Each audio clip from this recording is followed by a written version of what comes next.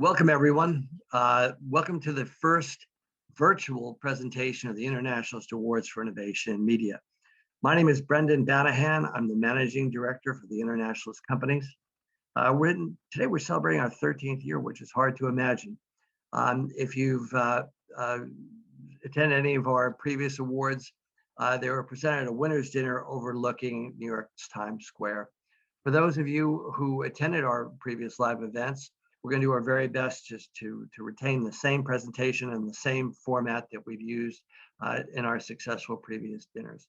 The goal of the Internationalist Awards for Innovation in Media is to honor great case studies that bring results while highlighting the significant shifts occurring in our industry as marketers grapple with tech innovation and purposeful marketing.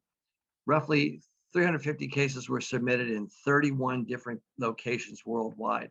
Winners represent the top 15% of all entries. These awards are different. Unlike many awards that cite the best in a single category, the Awards for Innovation in Media enable all entries to be judged as examples of worldwide best practices. Winners are those with the highest point scores tallied at the end of our review period. Plus, judging is anonymous through online forums by marketers who are part of the Internationalist community or ANA members. I'm now going to turn it over to Deborah, and let's get started. Thanks very much. Thanks, Brendan. I'm Deborah Malone, the founder of the Internationalist, and thanks so much for being a part of this virtual event. Also, thanks to all of the winners for making an impact on global marketing. Your winning cases will be shared with the Internationalist marketer community, as well as the ANA client-side marketer members. For those of you who've attended these live shows, this is generally where I call for more wine for everyone. But before we begin with the winning cases, what I normally do is I run through some of the trends that we're seeing among this year's winners. The first, without question, is that the pandemic has indeed affected much of the work. But it's affected the work in two very distinct ways. One, by rallying people, bringing hope, providing for the less fortunate, and for honoring those on the front lines. And then two, by quickly adapting to a new digital world where business must continue through new solutions and never done before ideas. Also, in a work from home world, we're seeing there's more innovation around music, esports, virtual simulation, gaming, and artificial reality. Plus, we're seeing the effects of anti-racism activism outside the US with some interesting responses and applications. As purposeful marketing matters more, we're also recognizing much more responsibility around sustainability. There's a huge growth factor in the effects of data on personalized targeting and the need for artificial intelligence to help ensure that messages are not only relevant, but happen in the right moment. And then in terms of categories, some interesting trends. One, we're definitely noticing a lot of innovation around the banking sector. And electric cars are making a debut with novel and memorable ideas. The geography of the winners is pretty interesting this year as well. And it may represent the first time that the US represents less than, or just roughly a quarter of all winners. Usually it's a little bit more than that. Germany is home to a dozen winners this year, and Canada, the UK, Spain, and Turkey all boast multiple wins. And finally, notions of media, or what is actually considered media, are changing, as are the costs associated with media. Some cases underscore how little or virtually how nothing has been spent on media. So those are the trends for this year. And just a few other notes before we begin. Just note that the designations of bronze, silver, gold, and Grand Prix are very close. And generally, the scope of the project and the kinds of results play the largest role in determining the ranking. And then in an effort to be fast-paced, we'll just offer a snippet of the case study, which may not do justice to the full extent of the work. So now let's get started with our bronze winners, and Brendan will tell you what it takes to win a bronze. Our winning categories are divided into 4 groups: bronze, silver, gold, and a Grand Prix. Our criteria for all will be very straightforward. We'll begin with bronze. On a point scoring basis, bronze winners overall averaged in the range of 70 to 79 total points. This is out of a possible 100 when all of the judges' tabulations were averaged. Bronze winners generally reflect new ideas and resonate with a local market or target group as they display an uncharacteristic use of media.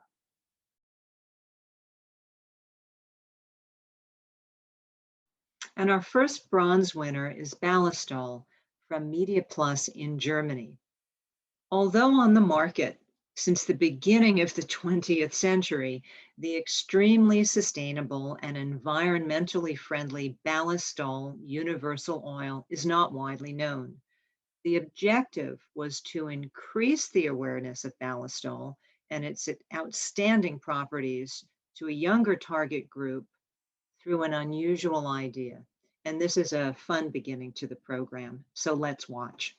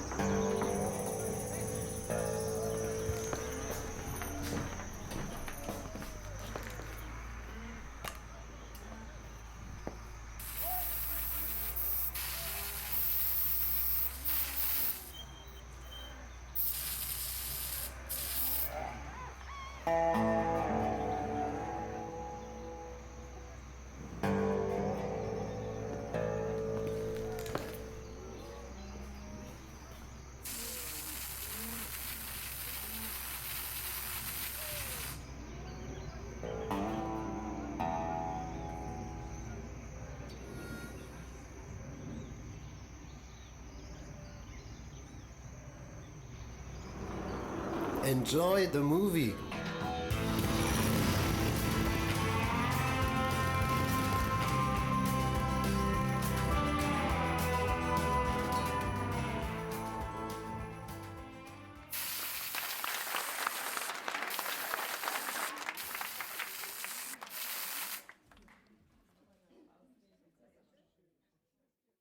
The creative presentation of BALLISTOL as the rescuer of the main feature film was well received. However, thanks to its initial success, the idea will be returning to cinemas after the end of the lockdown and they open again. Now, on to our next bronze winner, French's Mustard Beer from McCormick. And this came from the US and from 360i. It's another fun and cost-efficient campaign. The goal was to create both buzz and awareness of French's mustard beer around a flash opportunity for purchase among a specific subset of consumers, beer and mustard enthusiasts, in specific regions of US states. So let's watch.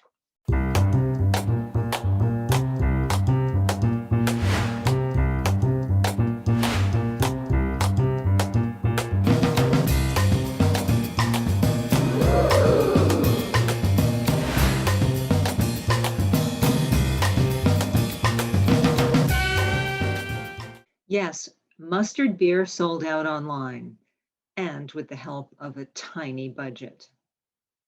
Now let's turn to our third bronze winner from the UAE through Initiative Middle East and North Africa. It is Etisalat and Deezer. Etisalat is the leading telco in the United Arab Emirates, and it strongly believes in diversity. So they launched the Sound of Togetherness campaign to reflect the essence of what they do, which is the day-to-day connections that can be unifiers instead of separators. Online music app Deezer saw this as an opportunity and joined forces with Etisalat to engage with people on a whole new frequency through prizes and subscriptions. The activation exceeded all goals. Now let's move to Spain for Wacom's solution for education, media, and entertainment, submitted by the agency Gotoclient. For those of you who don't know, Wacom is a global company with a vision to bring people and technology closer together through natural interface technologies. It's the world's leading manufacturer of interactive pen tablets and displays, as well as digital styli and solutions for digital signatures. Amid the pandemic, Wacom shifted to helping their customer expand to the new normal. Through this campaign, they offered consultancy sessions, which essentially means transferring part of the company's accumulated knowledge to their prospects. Let's watch.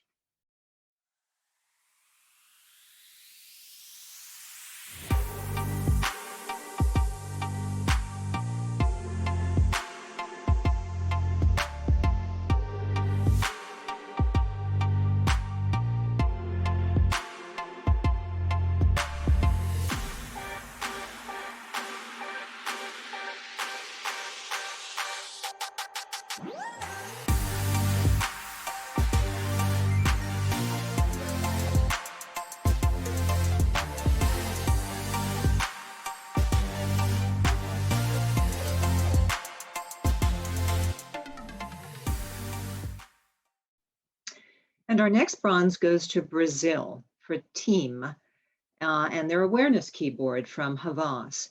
Team Brazil is the Brazilian subsidiary of Telecom Italia, an Italian telco that provides telephony services, mobile services, and DSL data services. This case, though, also shows how anti-racism activism and the Black Lives Matter movement has created a new consciousness and increased conversations worldwide. Let's watch.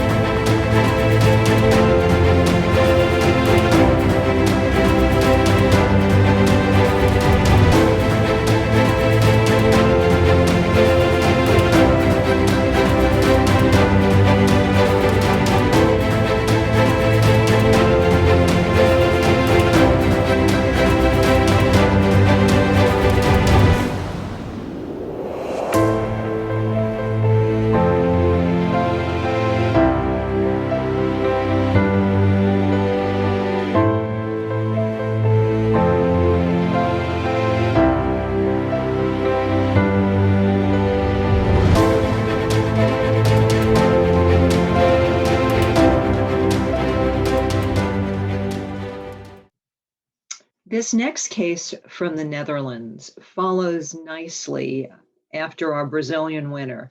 It's for the launch of an inclusivity-focused broadcasting network, and it's also from a division of Havas Media in the Netherlands. Apparently, there are 200 nationalities living in the Netherlands until you start watching TV. So the events of 2020 prompted two Dutch artist activists to imagine a new, more inclusive TV channel. They needed 50,000 paying members, though, before December 31st. The launch of this new channel is the fruit of a unique cooperation. 7 agencies, 50 freelancers, and 250 influencers participated on a pro bono basis. So let's watch. Zwart? Black. Tum-tum. Noir. Preto.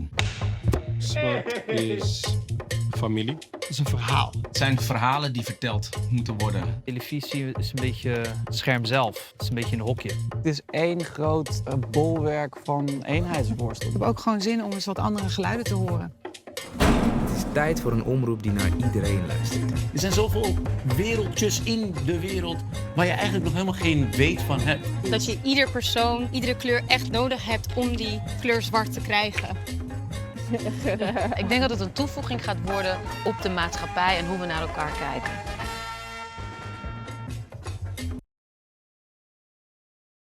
Our next bronze winner is Renault Deutschland and their fun campaign called How Many Hamsters Does It Take to Charge an E-Car by OMD.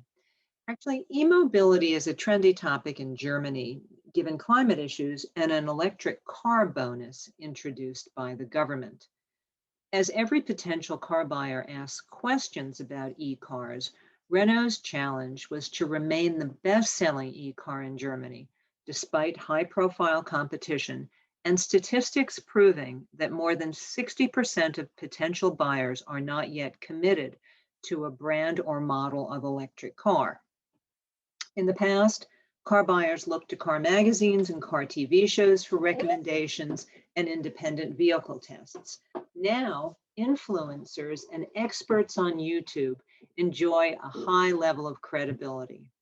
Renault opted for an infotainment as well as information by teaming up with famous German YouTuber Alex Bangala, who defined the most relevant and also most funny questions that potential buyers have about e-cars. The collaboration worked in terms of building an audience and influencing sales. And just in case you're curious, according to Alex's calculations, it takes 100 hamsters running in a wheel for 54 days to fully charge an electric car, or just one hamster would need 14 years. And now we move to our next winner, Hornbach, a German do-it-yourself retailer with a sense of humor and an understanding of the never-ending home to-do list. Let's watch. It seems impossible until you do it. This message formed the foundation of the heroic Hornbach campaign in fall. The artisanal context in the spot was expanded to include social relevant aspects in the form of an excessively long to-do list, which was staged spectacularly on a huge house wall, where it offered news value every day. A to-do list is never carved in stone. It's alive, constantly changing. Therefore, Hornbach let the list grow over 7 days with a flexible storytelling mural. High-grade video content kept the DIY community interested.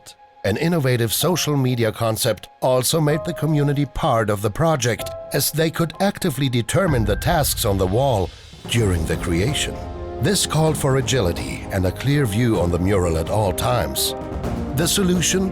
An outstanding first mover in Germany, Albert, an innovative outdoor mural robot. The campaign generated lots of interest and interactions. 70,000 participants voted actively. Up to 800% more engagement than all previous posts by Hornbach with this survey method, and view-through rates up to 4.75 times higher than the benchmark. The bottom line is one of the most successful, best, most interactive award, I must say. That's our bronze winners. Congratulations to all of you, and thanks for your contributions to the industry.